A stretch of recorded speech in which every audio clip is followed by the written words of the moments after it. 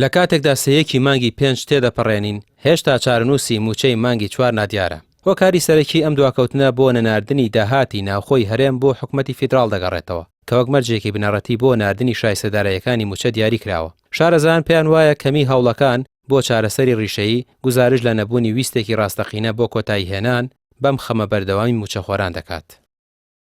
هێشتا هی مانگی 4یان نەناردووە، ئەوە ئێستا ئایانەوەی هەفتەی داهاتوو بینێرن.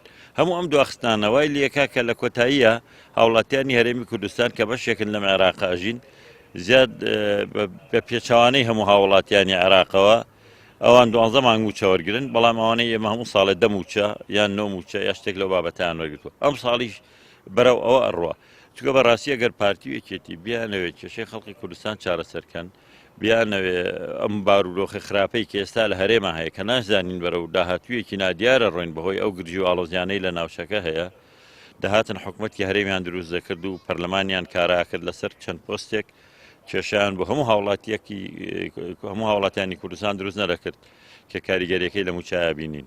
قەیرانی دواکەوتنی بەردەوامی موچە سێکتەرەکانی ژیان و بازاڕی بە تەواوی سس کردووە و هاوڵاتیانی خستۆتە دۆخێکی گوزارانی خراپەوە. مێژووی حکومڕانی لە هەرێمی کوردستان پڕە لە بڕیاری پاشەکەوت لێبڕین نەبوونی موچە و دواکەوتنی بەردەوامی موچە کە بارگرانیەکی زۆریان بۆ خەڵک دروست کردووە. ئەوەی ئێستا دەبیندرێت شکستی دروشمی ئابووری سربەخۆیە کە نەیتوانی لانی کەم بژێوی و موچە دابین بکات.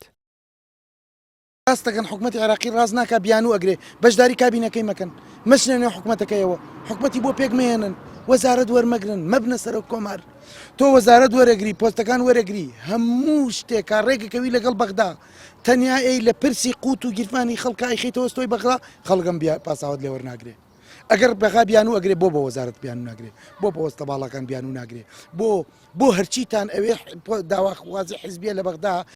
ئەنجامی ئەم سیاسەتە داراییە تەنها بێکاری قەرزاری بازاڕێکی چۆڵ بووە بۆ هەوڵاتیان. لە کاتێکدا دامەزراندن ڕاگیرا و ئاسۆیەکی ڕوون بۆ چاکسازی نابیندرێت کۆمەڵگەیەک دروست بووە کە بێ ئومێدی باڵی بەسەردا کێشاوە کە ساڵانێکی زۆرە چاوڕوانی ژیانێکی شایستە و سەقامگیر دەکەن. ڕامیار عوسمان کەناڵی پێیام سلێمانی.